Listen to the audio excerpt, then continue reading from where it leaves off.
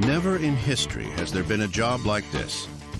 And yet, the American presidency as we know it today may never have existed had it not been for one man.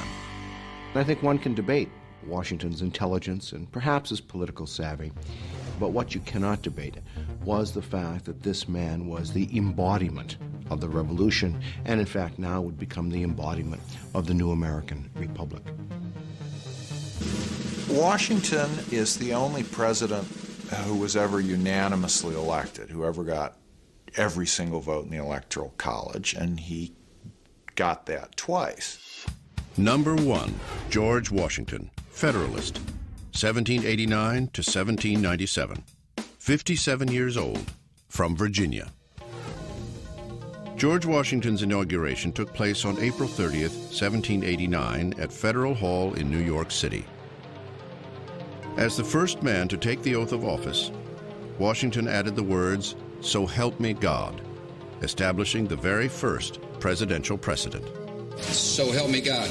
So help me God. So help me God. So help me God. At best, Washington was apprehensive about his new job.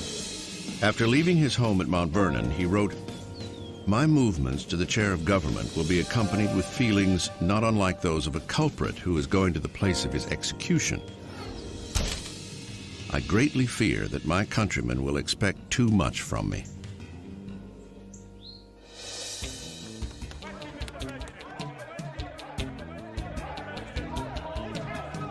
There were many questions about this new job, this president person. People wondered, what do you say? How do you describe this person, this man who was going to head the United States of America? His Excellency? We could laugh about it a bit, I suppose. Mr. Speaker, the President of the United States. But think for a moment what it would be like in our own time if the Sergeant at Arms had to introduce the President today as His Mightiness, His Excellency, His High Mightiness, the President of the United States and Defender of our Liberties. That, in fact, was one of the titles suggested for the President. And he said, no, call me Mr. President. And, I mean, that's a nice gesture. Doesn't mean much, but it's a nice gesture. It almost meant nothing at all. Just weeks after taking office, Washington came down with a rare bacterial infection. Some believe it may have been anthrax picked up on a farm. Washington nearly died, which could have wrecked the fragile new republic. American historians have spent more than 2 centuries now trying to dig up dirt on George Washington, to find the flaws in Washington. It's a tough chore. For a long time, Washington was thought of as a nice guy, sort of a boob, not real smart, famous for being tall. George Washington brought many personal qualities to the presidency. His dignity, integrity, and honesty are well known. But he also had his quirks. He refused to shake hands when he became president. He thought that was beneath the presidency. It was all part of establishing the image of the presidency. One example is how Washington projected his physical being. George Washington was the most athletic, the most robust, the most dynamic of all the founding fathers. He was the action hero, if you will, of the 18th century, who was considered by Jefferson the best horseback rider of the entire period. Washington usually rode a white horse named Nelson, and Nelson became a vital part of Washington's public relations package. His version of a tailhook landing. When he would visit towns during the presidency, sometimes he would travel in the comfort of a carriage, most of the distance between towns, but in many cases, he would hop out of that carriage and get on to Nelson and ride into town looking like $1 million, looking like that war hero, that man among men, looking like someone who could lead anyone.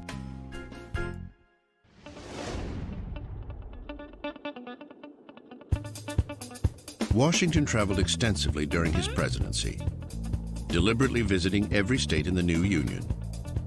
Along the way, he bought American landscape paintings. Many still hang at Mount Vernon. By doing so, he became America's first great patron of the arts. Being first was a Washington trademark. We all knew that he was first in war and first in peace and first in the hearts of his countrymen. But we never knew such things as the fact that he was first in dancing, a minuet man. George Washington loved to dance, and at presidential receptions had ladies waiting in line for one dance with the president. Another thing that he never got credit for, he was first in interior decorating, for example. He was always working on fixing up Mount Vernon, even during the Revolutionary War. He was into designing uniforms. He never got credit. He was like the Calvin Klein of his day. And he was first in gambling. He would bet on anything. He may have had certain personal foibles, but in terms of political leadership, the man was a marvel. Now, I don't know if Washington fully understood what his role was, but he was a man accustomed to commanding. Washington as a general, the way he commanded was to have frequent councils of war and to get everyone's opinion, and then he would judge. And this is the same way he ran his administration as president. He seems to have been a very, very good judge of character and at the same time a good judge of people's talents. So he surrounded himself with people who would do their job and in the process make him look good. In creating the executive branch of government, Washington hired men he knew and trusted. Brilliant men of great talent.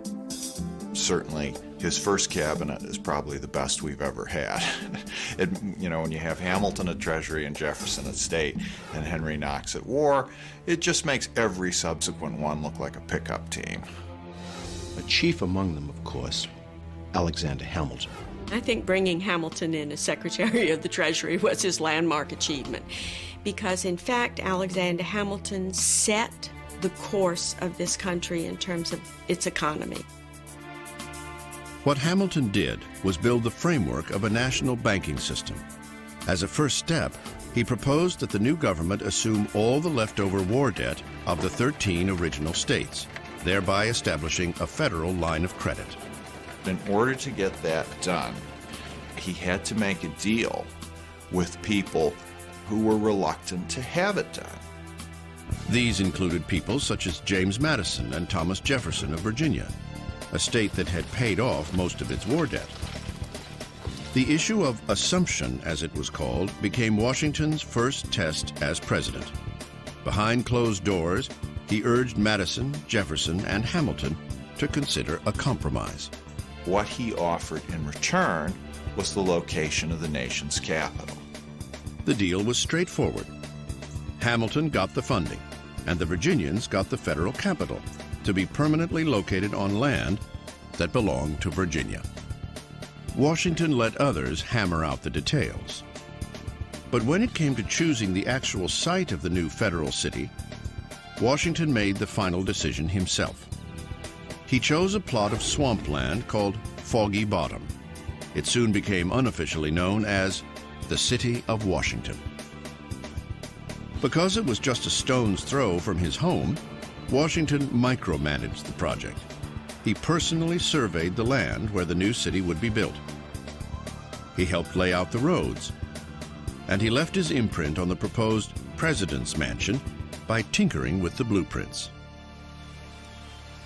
The building would not be finished until November 1800, a year after Washington's death.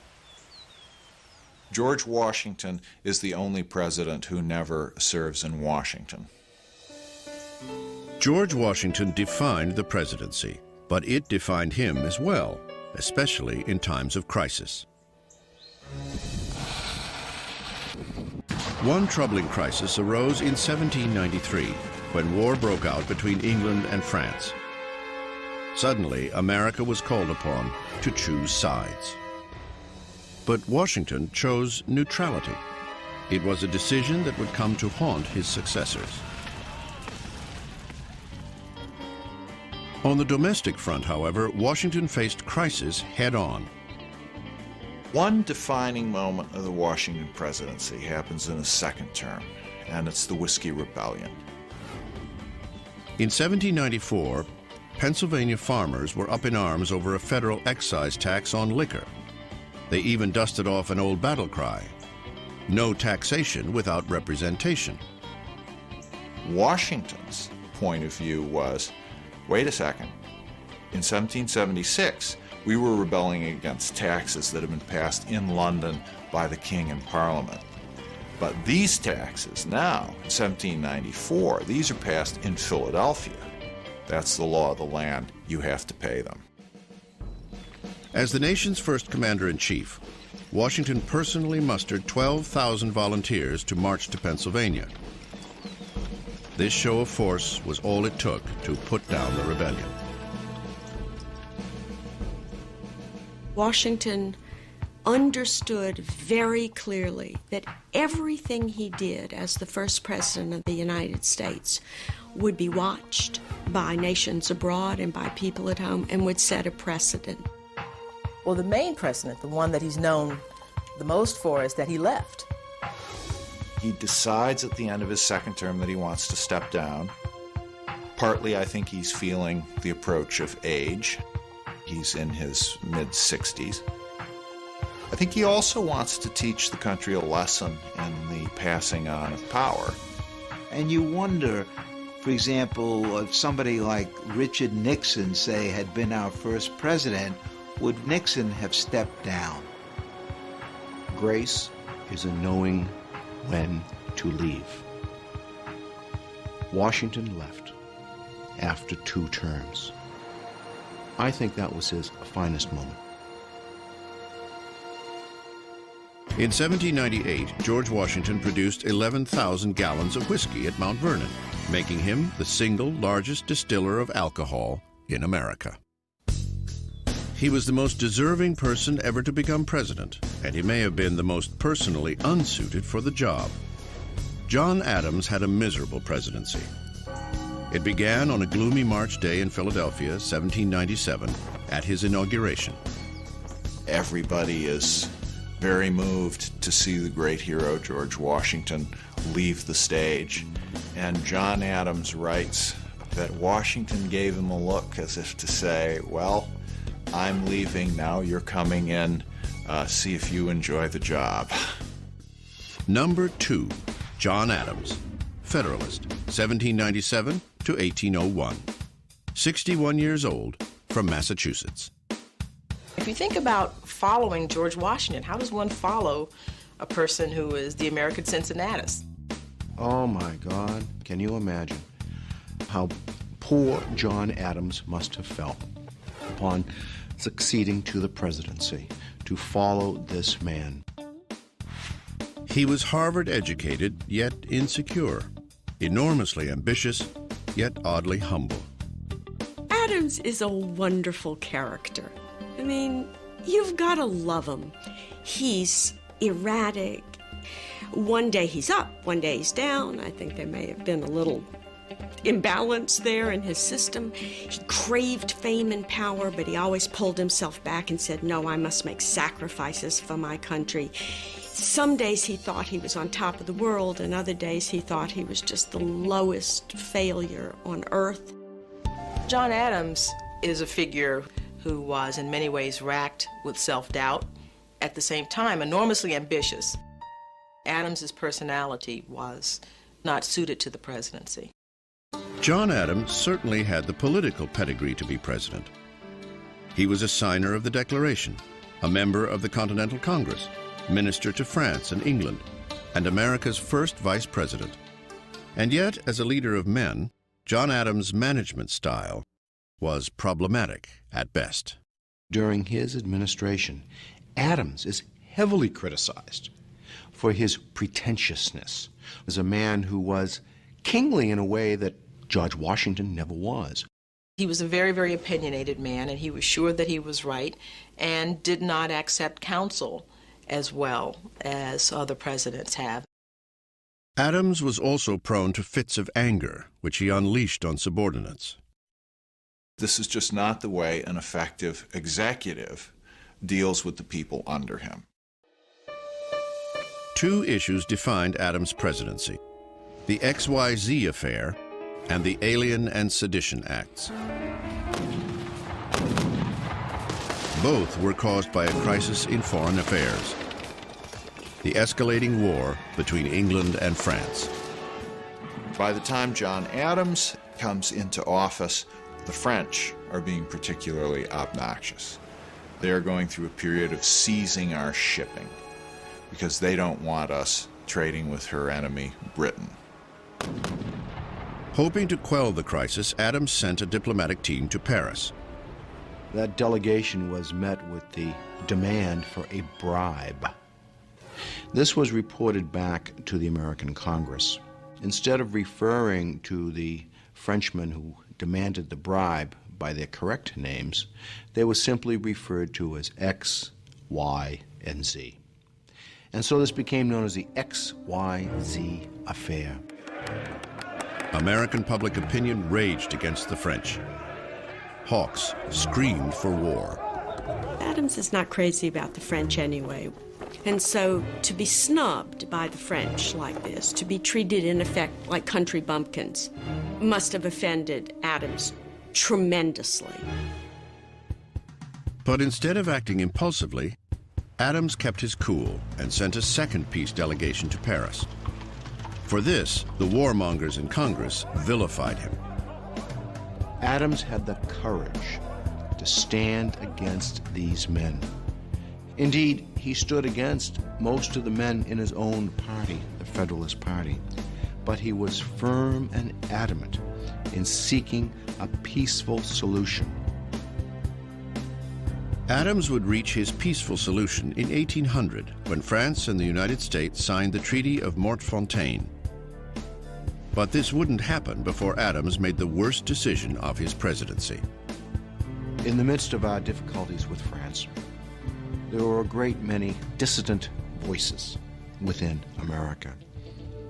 Men, newspaper editors, some politicians, who were voicing their distress with the policies of the Adams government. Acutely sensitive to criticism, Adams decided that the verbal attacks were seditious and dangerous to national security. So, in 1798, Adams signed the Alien and Sedition Acts, making it a crime to falsely speak out or write against certain federal office holders, including the president. It stands out as the single greatest blemish on his otherwise extraordinary career. It fed into this image of Adams as the aristocrat, as Adams having this tinge of royalty, of arrogance. And the Alien Sedition Acts simply underscored what his enemies were already saying about this man. Sadly, Adams' support of the Alien and Sedition Acts overshadowed the treaty with France. But the importance of his diplomacy cannot be forgotten. It was a monumental achievement and one of those great turning points. For had we not made peace with France, had Adams succumbed to the pressure to go to war, the history of America would have been very, very different. Significantly, the threat of war with France was the impetus for the one legacy of Adams' presidency. John Adams is the father of the American Navy. It was Adams that understood that if America was to defend her shores, that it was necessary to have a Navy. By creating the Department of the Navy, Adams became the first U.S. president to add a secretary to his cabinet. But even the U.S. Navy could not save John Adams from himself. He had alienated many members of Congress and men of his own party. In November 1800, just after becoming the first president to live in the White House, Adams lost his bid for a second term to Thomas Jefferson. It was a bitter defeat. Adams is not gracious in defeat. The image we have today of the election of a new president, and the former president bids him welcome to the White House, etc., etc. Oh, no, not at all. Adams leaves Washington in the midst of the night. When he left office, he was certainly the most unhappy man in the country because he believed he left office disgraced and unappreciated. During his own life, John Adams' presidency was regarded as the low point of his remarkable political career. It would take nearly 200 years for historians to reassess his contribution to the office. Two presidents signed the Declaration of Independence, John Adams and Thomas Jefferson. Both died on July 4, 1826, the 50th anniversary of the signing. The election of 1800 set two precedents in American history. It was the first election in which the press played a big role.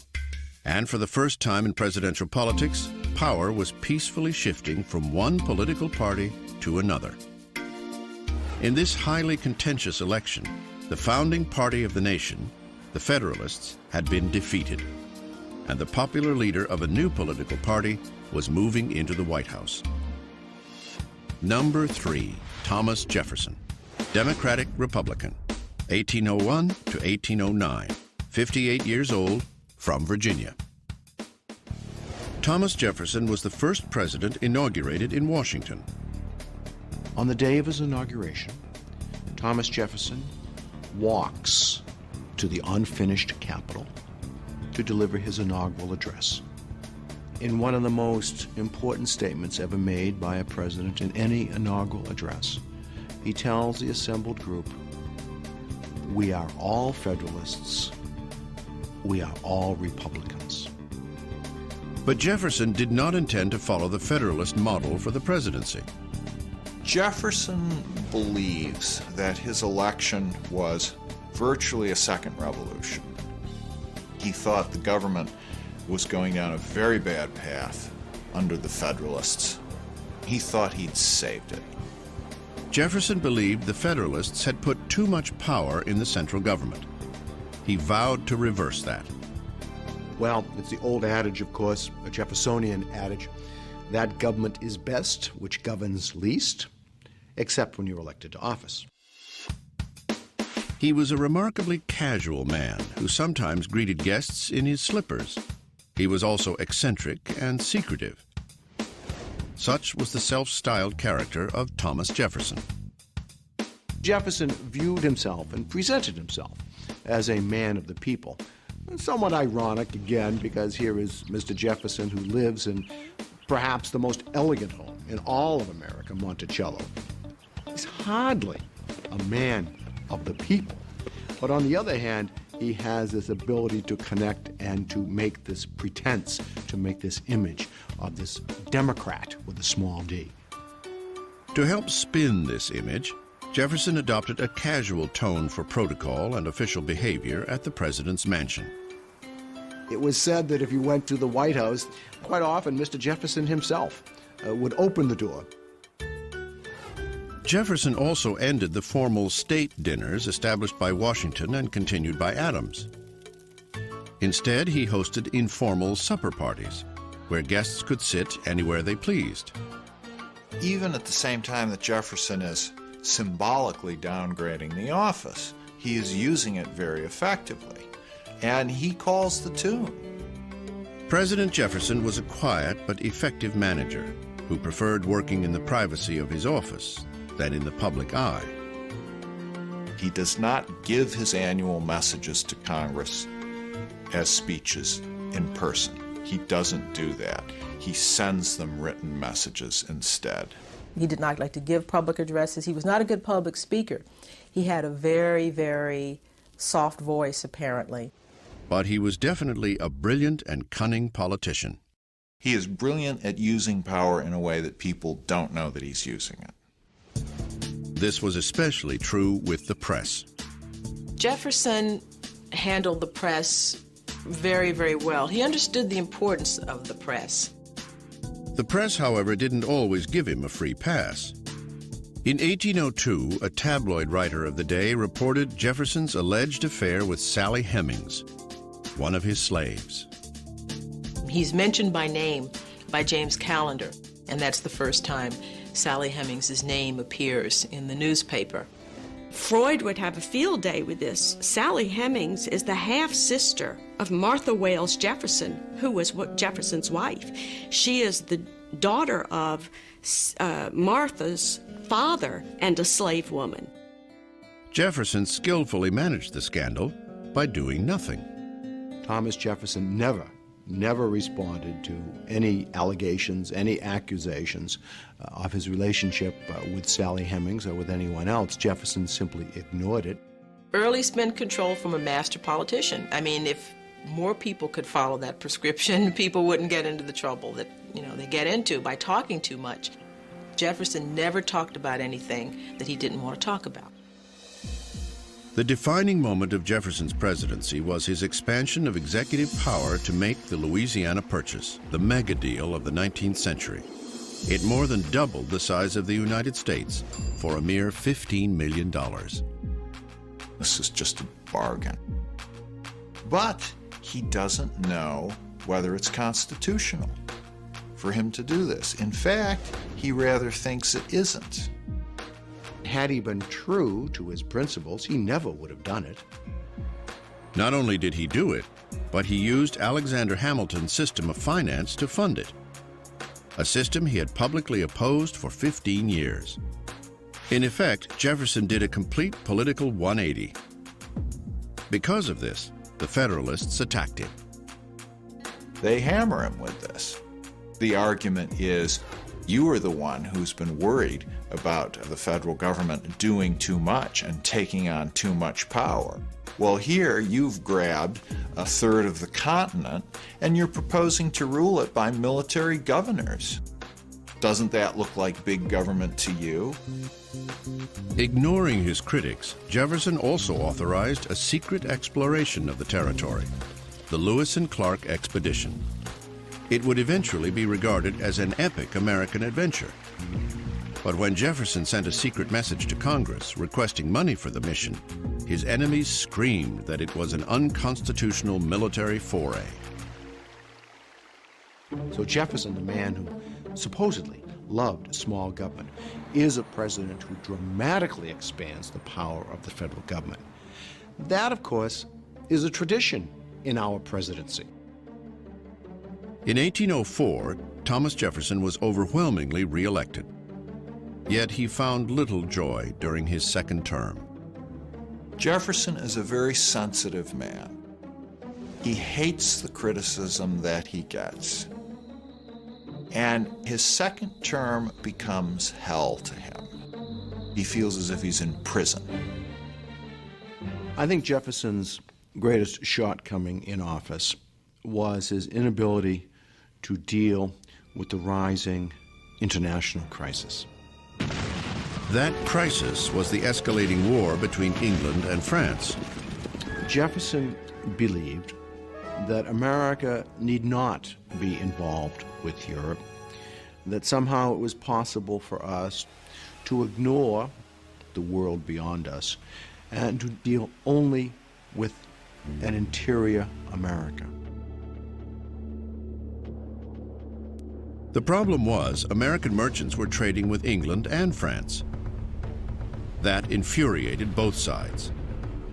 Acting impulsively, Jefferson issued the Embargo Act of 1807, stopping all trade with all foreign nations.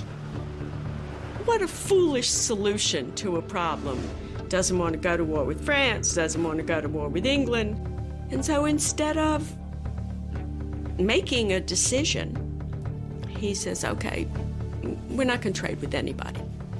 Well, this is not a statesmanlike decision, and it's disastrous for New England trade. The Embargo Act of 1807 was extremely controversial, and it really sank his second term. By 1808, Thomas Jefferson was tormented by migraine headaches. The presidency had aged him considerably. Jefferson came to hate the presidency so much that he left it off his gravestone. Yet his achievements remain unparalleled in American history. He took the oath of office intending to change the power of the presidency. And indeed, he did. Thomas Jefferson kept 2 bear cubs at the White House.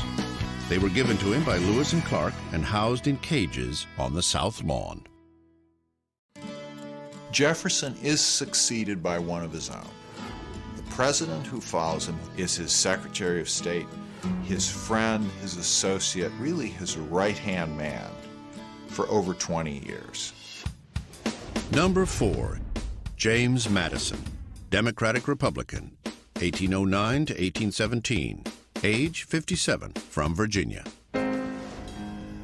He was eminently qualified for the job. A veteran of the Revolution, author of the Constitution, a Jeffersonian Democrat, and a Virginian. There are people who feel that he had a much, in some ways, a better mind than Jefferson, certainly a more disciplined mind than Jefferson. In truth, James Madison was everything Thomas Jefferson wasn't. He was sort of the opposite of Jefferson physically. He was short, while Jefferson was tall. He was funnier than Jefferson. He was known as having a bawdy sense of humor. He had light hair turned gray, blue eyes, was soft-spoken, and not given to rage or small talk. He usually dressed in black. Madison brought something else to the White House that had been missing during Jefferson's presidency: a first lady. Dolly Madison is enormously important in the shaping of protocol. She is a younger, vivacious woman who sparkles, sort of brightens up what is considered Madison's drab exterior. He becomes a much more interesting, exciting figure because of her. The Madisons became known for lavish parties and sumptuous feasts at the White House. These often included ice cream, a delicacy of the day. Dolly's favorite flavor was oyster. As an executive, Madison had an abiding sense of fairness, a calm demeanor, and was always well prepared. This was not only a very smart man, this was a man who did his homework, who did his thinking, who did his studying, and was really prepared for whatever came up. Except for a war, the War of 1812, which ultimately defined his presidency. Madison comes into office with an enormous problem on his hands. Half the country's still pushing to go to war with England, half the country's pushing to go to war with France, and Madison is really pushed by events into the war with England. The War of 1812 was sparked on the high seas. Shortly after Madison's inauguration, the British began seizing American ships and impressing U.S. sailors and merchant seamen. Diplomatic efforts to solve the crisis went nowhere. Finally, on June 18, 1812, James Madison became the first president in U.S. history to ask Congress for a declaration of war. Imagine what chutzpah it took. We declared war on Great Britain. They did not declare war on us. Our Navy in 1812 numbered about 20 ships. Theirs numbered about 1,000. Their army was battling Napoleon and was triumphant. We had barely a militia.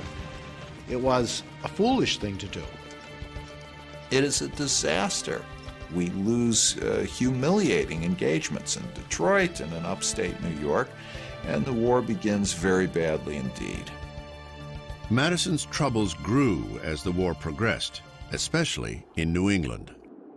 There was almost a civil war in 1814 because New England threatens to secede. I mean, New England is so angry, their lifeblood is commerce and shipping.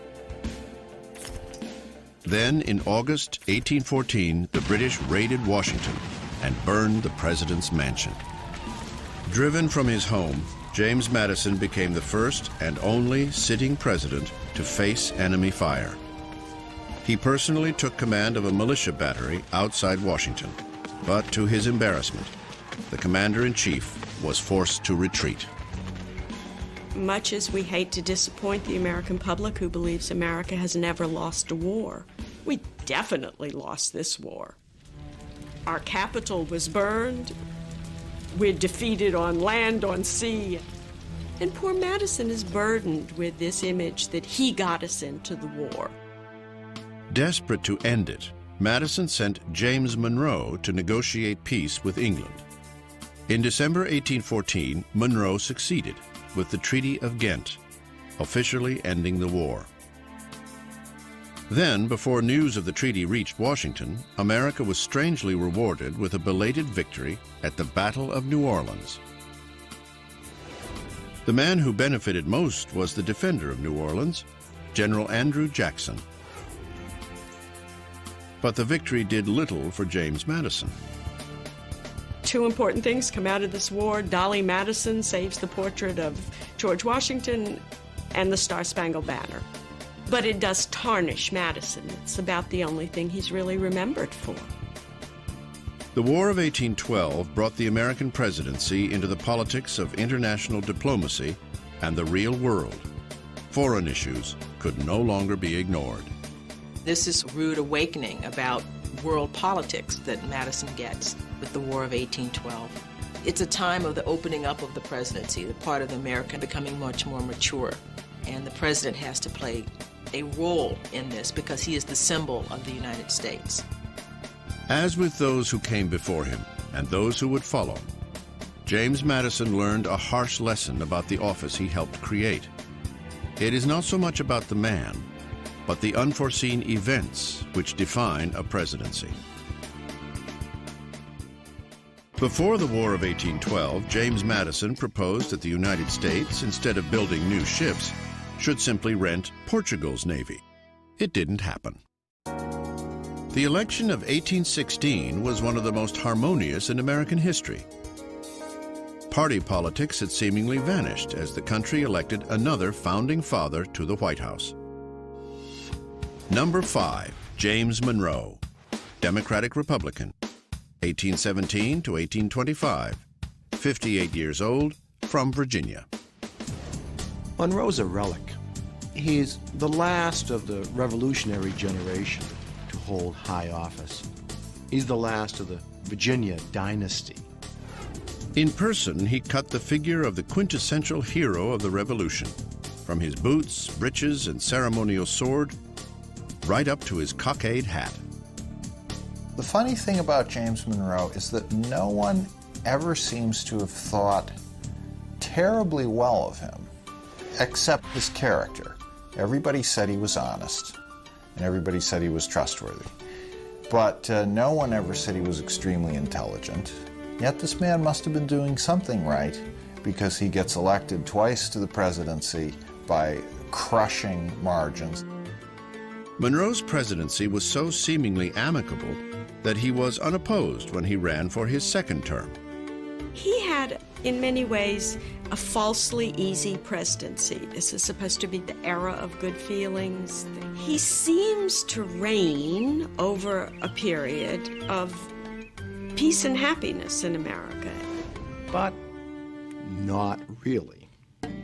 Because if you look just underneath the surface, you have Monroe presiding, but he's presiding over lots of stuff that's going on behind the doors. Monroe's management style reflected his personality. He was a hands-off executive who hired great people for his cabinet, then delegated authority. This served him well during the moments that defined his presidency. At the beginning of Monroe's first term, the territory of Missouri petitioned for statehood. In theory, adding a star to the flag should have been cause for national celebration. Instead, it ignited a great political debate over slavery. Would Missouri be a free or slave state? As Congress debated the explosive issue, Monroe, a slave owner himself, made it clear that he would veto any legislation that restricted self-determination for any state. Eventually, Congress passed the Missouri Compromise of 1820. Missouri enters the Union as a slave state. Maine enters the Union as a free state. And prohibitions are put upon the expansion of slavery. It is a temporary a temporary solution. Monroe also came up with his own plan. He proposed to return slaves to Africa. Called the American Colonization Society, this led to the founding of Monrovia, Liberia, the only foreign capital to be named for a U.S. president. Unfortunately, this did little to solve the crisis at home. While the slavery question simmered, Monroe faced a border crisis in Florida. The territory was still owned by Spain, but the Spanish did little to govern it. It's a nest of pirates and outlaws, and there are Indian tribes who live there who are certainly not under the control of the Spanish government. By 1818, border incursions were common. Seminole Indians, in particular, were raiding white settlements in Georgia. These raids were often encouraged by British privateers who operated on the Florida coast. In response, Monroe sent troops to the region, led by the hero of New Orleans, General Andrew Jackson. Andrew Jackson ends up being sick and tired of it, and he invades Florida and captures the British and hangs them. So he creates an international incident involving 3 countries, the United States, Spain, and Britain. Jackson's raid caused an uproar in Monroe's cabinet. Some, including Secretary of War John C. Calhoun, wanted to reprimand the general. And Secretary of State John Quincy Adams sticks up for him.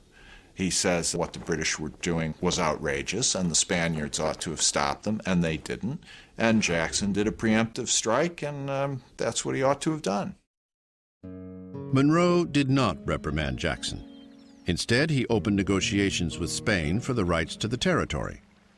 In 1819, the Spanish ceded Florida to the United States without a fight. Border disputes were constant during Monroe's tenure. Significantly, it was a border issue that led to Monroe's defining moment in office. In December 1823, the president delivered a message to Congress and to the world. Ostensibly, he addressed a minor dispute between Russia and the United States over Alaska. But the speech contained a short paragraph that became his legacy. It stated, "The American continents are henceforth not to be considered as subjects for future colonization by any European powers." The Monroe Doctrine is our statement that we reject European countries coming in and trying to acquire further territorial gains in this hemisphere. You stay in your hemisphere, we'll stay in ours. It wasn't until 1852 that people began calling it the Monroe Doctrine.